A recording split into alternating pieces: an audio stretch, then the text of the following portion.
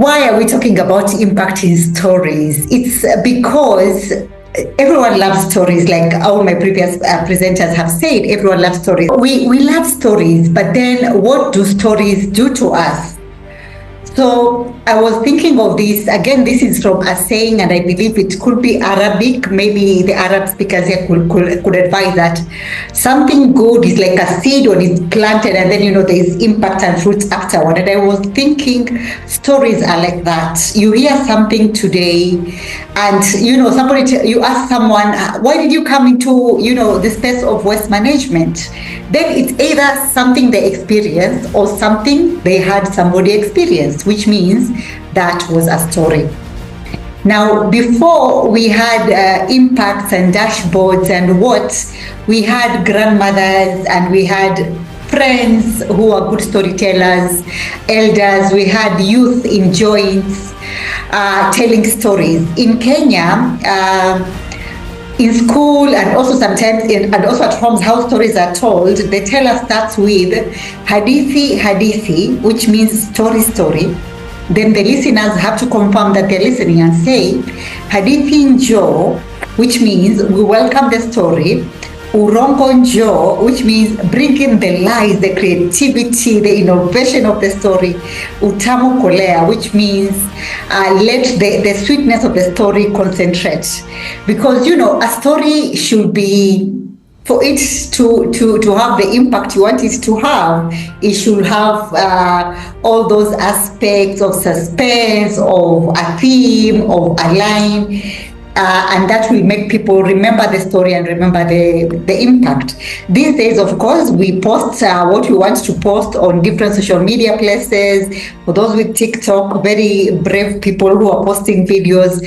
For us who are not yet there, we still post on LinkedIn. Then we are given analytics. How did your story do? How did your publication do? How many views? How much interactions?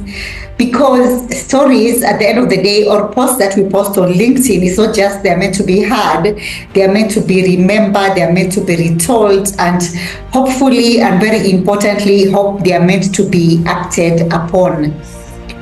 Now, in organizations, when this is part of your work, I didn't say a bit, you said so much about me, but part of what I did in the past was environmental education. And I worked with schools, that means me directly working with children to teach them about conservation, and then later working with teachers, and then later working with curriculum developers to improve, hopefully integrate some of these things that we are seeing on the ground, to integrate them in curriculum.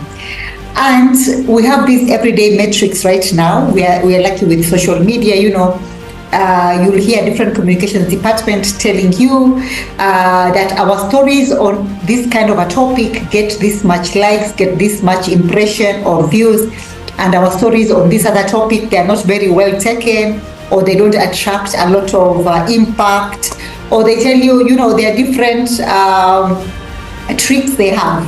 They say, when you put a photo of young people in the office, people like those stories more than when you put the old experts with PhDs. So these are all things we look at. But then beyond that, what is meaningful is, are they gradually leading to attitudinal change or behavior shift or a systematic transformation? And I've used the word gradual because nothing happens like, one-off. Like, I am telling you today, if you don't clean up your environment, you'll suffer from disease, and then expect that to happen tomorrow. It doesn't happen like that. It takes a lot of time. And, actually what takes more time for people to understand can even have a longer lasting impact. I thought while I was sharing this, I share the different story archetypes. I'm sorry if this has been covered. I didn't catch it if it has been covered by other presenters, but I just thought this is an interesting thing, because different stories create a different kind of impact, and different impacts then have different indicators. And our storytelling, whether it's African or traditional or modern, they have different pathways to change. The common kind of story that we like is the hero's journey. A hero's journey is somebody who was regular, just somebody who was regular, and then something happened that made them change their mind about something or made them see a change, and then they were presented by a situation which required them to maybe get out of their comfort zone or lose something, and then they come back and save a situation. For example, if you go into the West space, and I have talked to a few young people in the communities and how they got into being an advocate of waste management, or not just an advocate, even doing the practical work of the cleanups voluntarily. You hear things like maybe in a neighborhood, the sanitation situation was bad and then people got sick. And some of the sicknesses, like we have environmental related sicknesses, we have UTIs because we don't have good toilets. You have skin infections because of maybe some rash or some bad environment, or worse, you have gastrointestinal diseases, like they're not really they're viral, like cholera and so on, because of the environment. So somebody suffers from such a disease, and then upon getting treatment, they realize, this could have been avoided if we had, done a few simple, very practical ways, to clean up the environment. And once somebody is educated, they take it up upon themselves to start educating the community, and not just educating by saying, sometimes doing it by example. And what happens there is this person gets confidence because they have seen that the change actually works. They learn new skills because then they have to be, they gradually, maybe they were advised by a public health officer or the nurse that was treating them, so they learn new skills, and then by mobilizing others, they become competent as a leader, and then gradually the behavior has changed.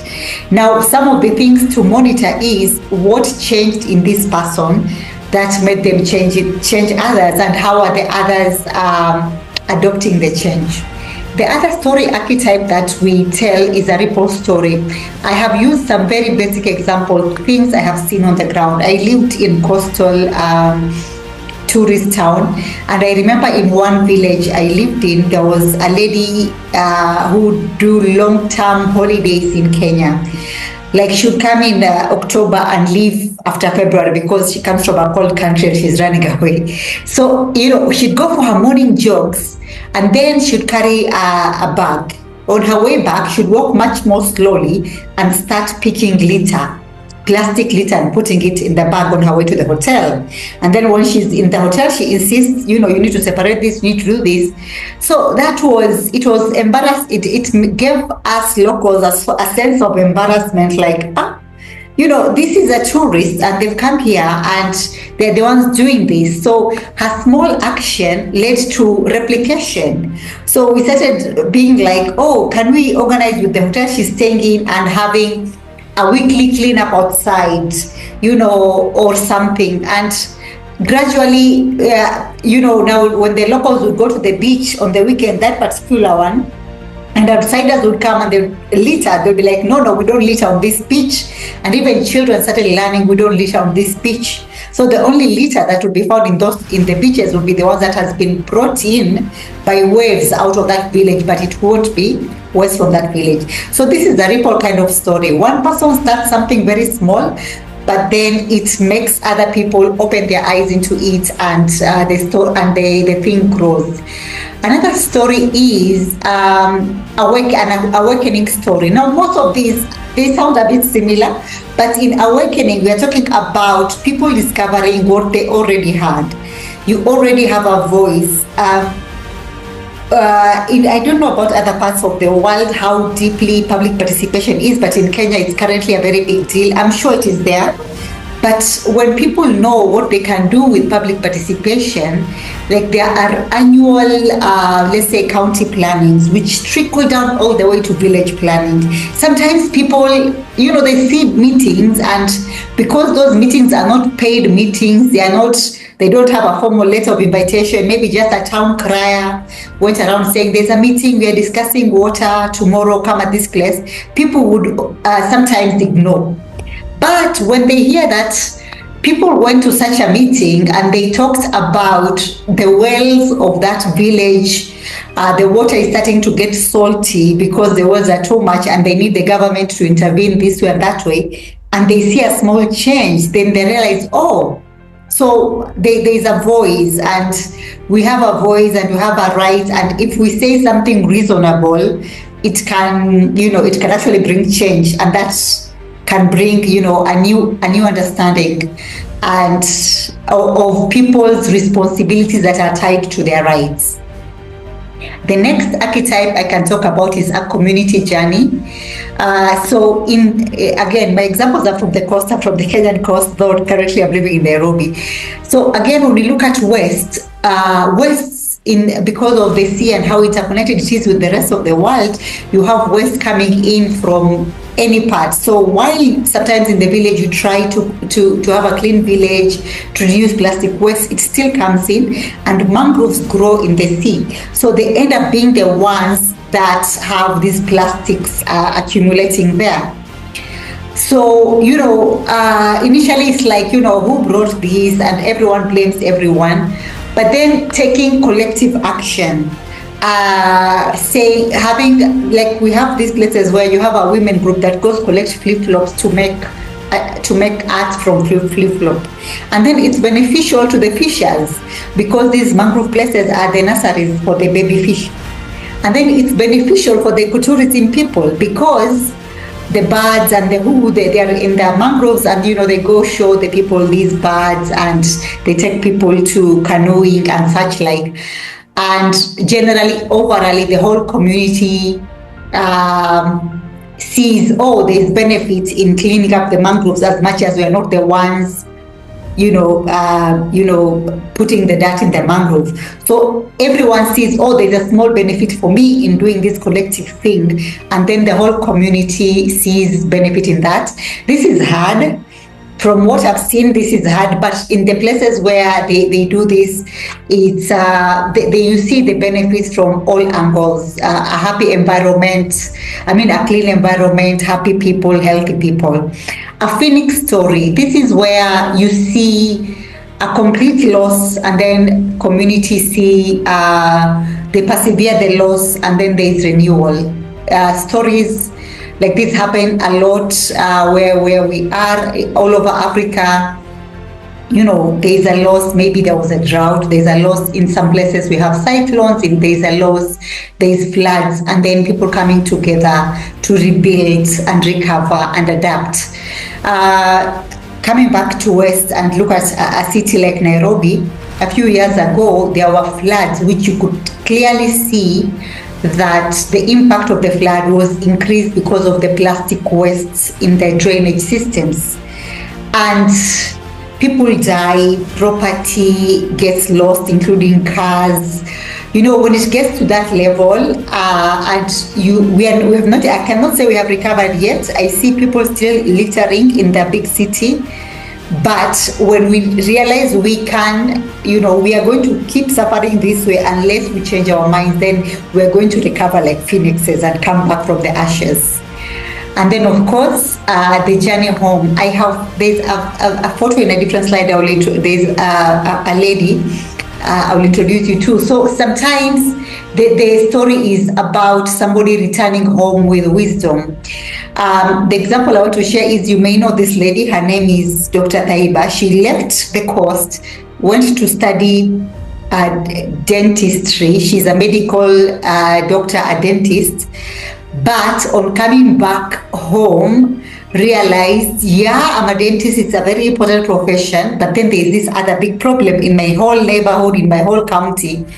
And she started a social enterprise and a lot of awareness and mobilizing local communities on small matters like waste separation. And then now she has, because a social enterprise, young people are employed to go collect the waste, and the waste is separated. It happens at a very small scale, but it's very good to see somebody coming back home and the solutions being very homegrown. As the previous speaker has said, sometimes there's a nice taste to it when it's local, it's not brought or imposed to you by strangers. Now, the recognition story, the recognition that we were always there, but what value did we bring? Sometimes in many places, the people who pick West were maybe some of the poorest people. But gradually, through a lot of awareness, through a lot of, I think the living standards are also changing. The occupation like West picking is not necessarily for the poorest or the smallest person in the chain. And now West pickers are organizing into semi-formal groups. They are wearing protective clothing, and the work is becoming decent. So the solution was always there. We always had West pickers, but sometimes they would only work in the, let's say, West dumping sites and go there and pick out. There are some who go there to pick electronic waste. There are some who go there to pick plastics, different kinds of things.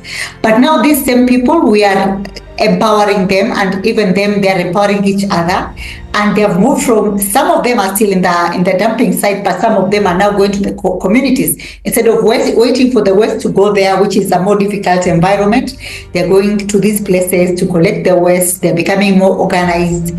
They are able to, it's less work, because if you're collecting the waste from, let's say, homes, you're going to collect plastics, then it's much more easier to take that to a recycling place or any sellers. So this recognition that, we have always done this, but we can do this in a better way.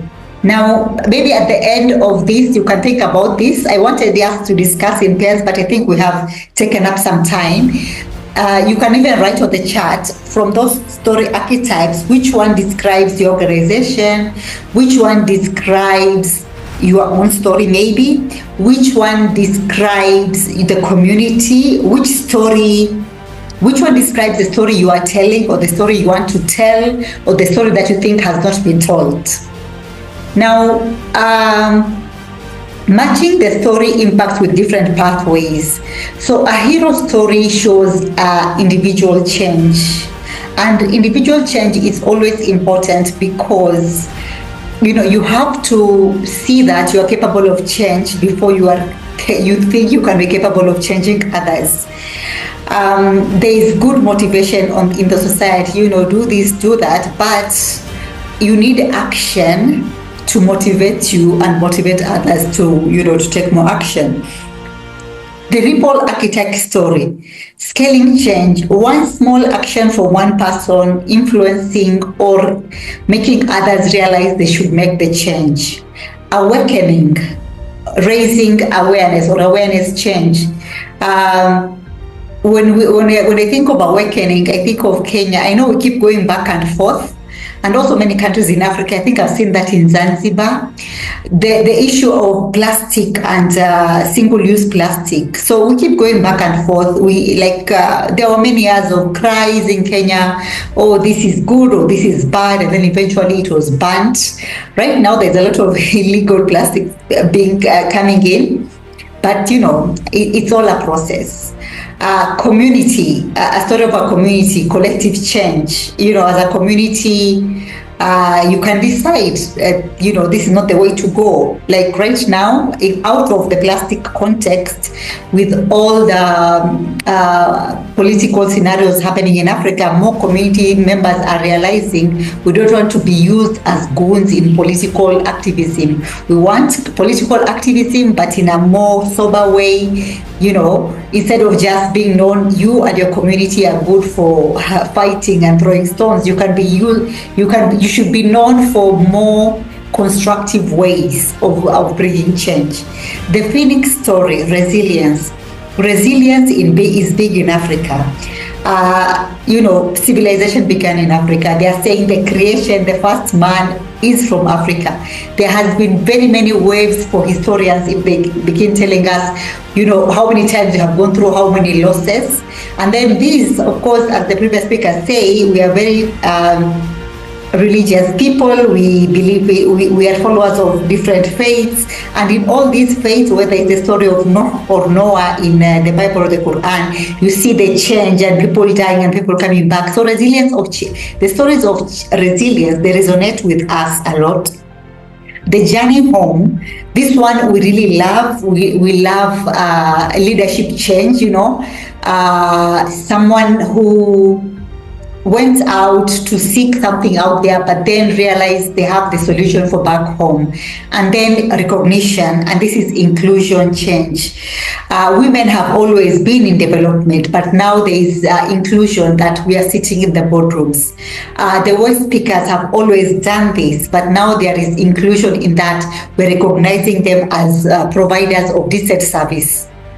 Measuring change and measuring what grows. When I started talking, I was talking about a tree, and I think I will go with that same analogy. Now, when we are looking at impact and story, I'm moving this, reach, when we talk about likes and views and impressions and website views, this is a first place. You cannot, I know we want to get to the fruits, but before we get to the fruits, it starts with the basics. How many people have seen our story, and for that story to be seen, all other speakers have spoken very well about how to get the story to be seen. If you are targeting the local people, use local idioms, language, make it relatable, make it interesting, and then we come to a bit higher. So the story itself and the views and the impression, let's look at that as the roots. And then the trunk is the engagements. Like this call, I can see the attendance is very good. When I came in, it was much higher than 35. Of course, it's a bit long, people come in and go out, but this is still very good engagement across Africa. Oh, sorry, Tabitha. Yeah. So good engagement. And then when we share this online, how many people are sharing, how many people are commenting, how many people are engaging. Now from that we see we have an engagement. And then now from there you can test learnings. You can test learning through surveys, through polls and reflections. Like the previous speaker had polls in between. I have asked people to put their comments if they want at the, which we can discuss after my presentation on the kind of story archetype. So this can give you a reflection like, oh, you talked, but it was too academic, or you talked, it was interesting, but I don't know how to apply that.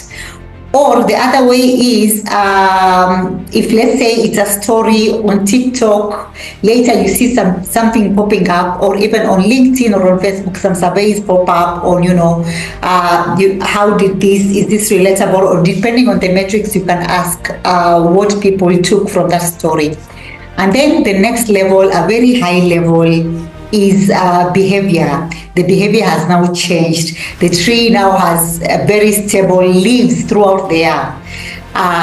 What are people doing differently? For example, if it's you're signing up volunteers, do you have volunteers? If if we look at plastic, there's a day, there's an international day for coastal cleanup. And if you look at that day, the International Day for Coastal Cleanup, every year, if you look at the engagements and the action, you see it's even more than the previous year. That means, gradually the advocacy of that and the awareness of plastic waste is increasing with time. And then, of course, the highest level from my presentation and my understanding at the moment would be a policy reform, budget allocation by the government, more partnerships.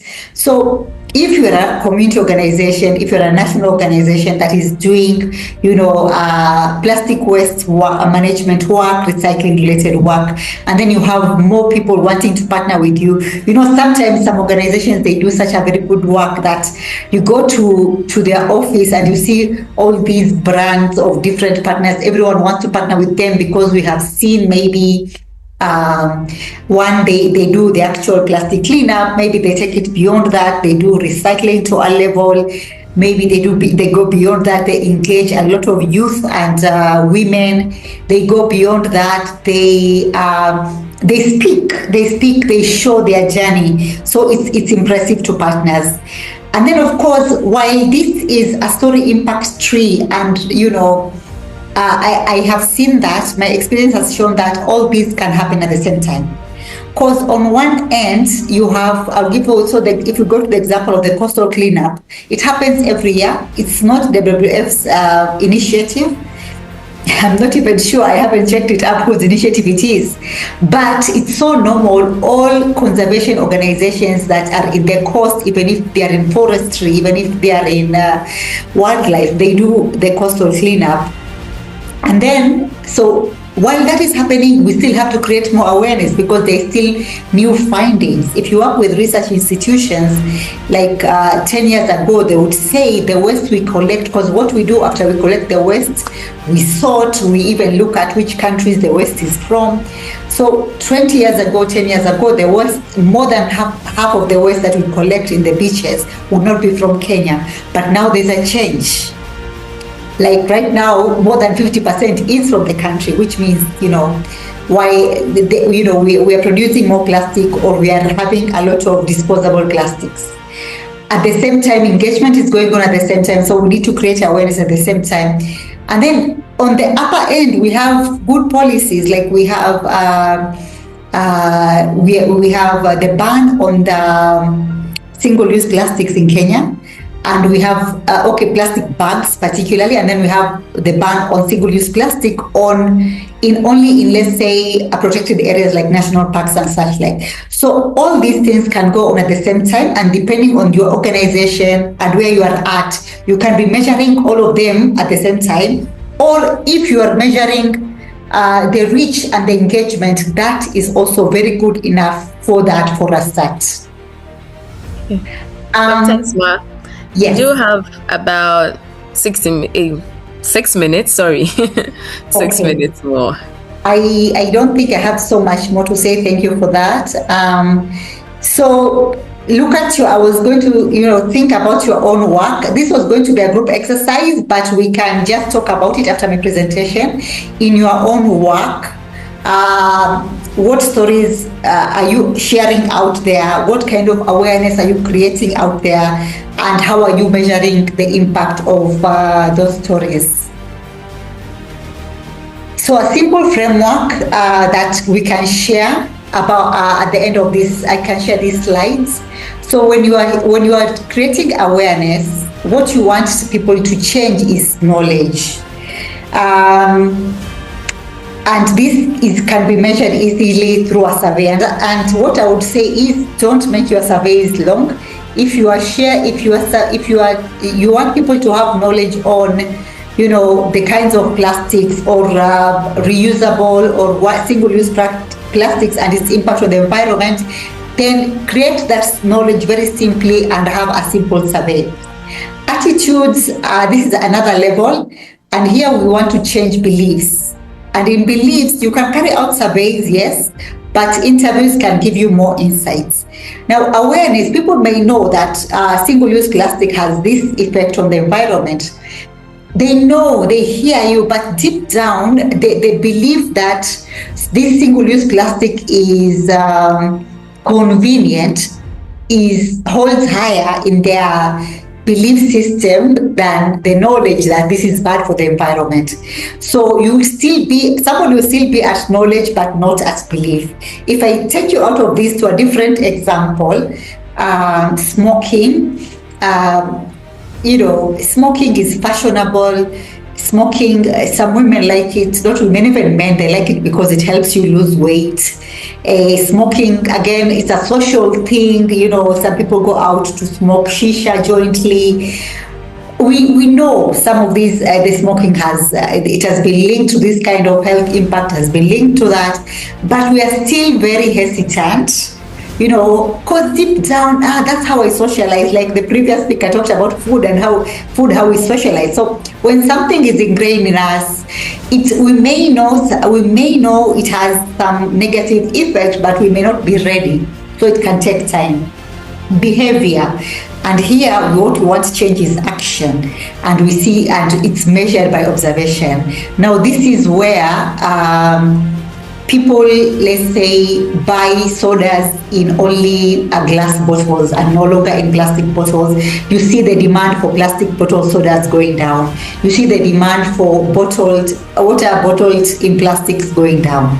And if it's not going down and the demand is increasing, we are not yet there. I see there's, like, in that particular example, there's a lot of emphasis, and a lot of we are trying to bring people to carry their own bottles, and it is changing a bit, but maybe we're not there in some other aspects. We could be, but not maybe in the plastic bottles. And then policy in decisions, and here we are talking about policy documents. Policy documents are good because they can be translated later into laws, and they can be actioned. But the difficulty is there is always more. Like sometimes when we have policies and our governments, especially in Africa, do not have the infrastructure to enforce these policies, then they become just beautiful policies on paper that are not yet actioned. But still, we are hoping one day they'll be actioned. And then finally, the systems. And here we're looking at institutions and long-term outcomes. There was a time there was hope in Kenya when we said you have banned single-use plastics. And it really helped, because when you'd travel, you'd see plastic papers like stuck on trees, and trees are no longer beautiful and green. They just stuck with plastic papers. But because of that whole change, that has reduced. Of course, they are creeping back in, and we don't know how that will go. So I was going to talk about a case study. But before I do, this photo, this is the lady I was telling you about, who studied dentistry and has come back. This is a photo of her next to the deputy governor for Mombasa. And this is the company, Baustaka, that is a social enterprise that works on creating awareness locally to the local people. Now, speaking about locally and local people, the people in Mombasa, some of them are Muslim. Actually, most of them are Muslims. And I am Muslim too. And one of the things I remember when I would go to the communities, I would say, in Islam, we are told, Al-Islamu Nadifa, which means Islam is cleanliness. So if Islam is cleanliness, and we are the ones, getting this dirt, are we practicing? I usually actually ask, have we converted yet to this religion, or are we still in the process of converting? So I was looking at climate justice and climate in a combination with plastics, a mangrove waste story. Mangroves are known to be better, to have a higher carbon sequestration capacity than trees in the terrestrial area. But when the plastic waste and the plastics accumulate on their roots, it suffocates them and it reduces their quality, and gradually they start dying. So imagine creating that story that there was this waste and then the community are cleaning it up. Now then you ask, what has changed? Has youth volunteerism changed? Has community attitude towards mangrove changed? Did the county allocate restoration funds? Did the media begin discussing ecosystem restoration? Now all these can happen at the same time. Sometimes some of them happen at the moment. In some places there is more awareness than other places. So these can be impact indicators, and they can show whether a story has created real change or not. So the most significant change technique is it has to be human-centered approach. This is just an emphasis of what I had shared earlier, where when you're looking at reach, you're looking at views and impression, and all the way to outcome harvesting, and you're looking at institutional change. And again, this will be shared, different levels, and what kinds of digital analytics you can look at, and survey tools you can look at, and community tools, because again they're different. At community, you will want to have dialogues. Online, you will look at your segment survey, who is viewing your content. You can carry out polls and see what are the opinions of the people in the polls. Again, tracking policy and advocacy. It starts with awareness, engagement, recognition, influence, and finally policy change, and that is the story of influence. It starts with a story, it goes to a conversation. Like for a long time, we hear conversations, in Kenya, oh, waste, plastic, but then people start reflecting and taking action and pushing and lobbying, and Kenya was ready for the plastic bag ban, but when it was being banned, because it's something that had been discussed for a very long time, so that by the time it's happening, by the time it's taking place, people are able to follow it. So yeah. That's the end of my presentation. Thank you. That has changed my life. Thank you so much. Yeah.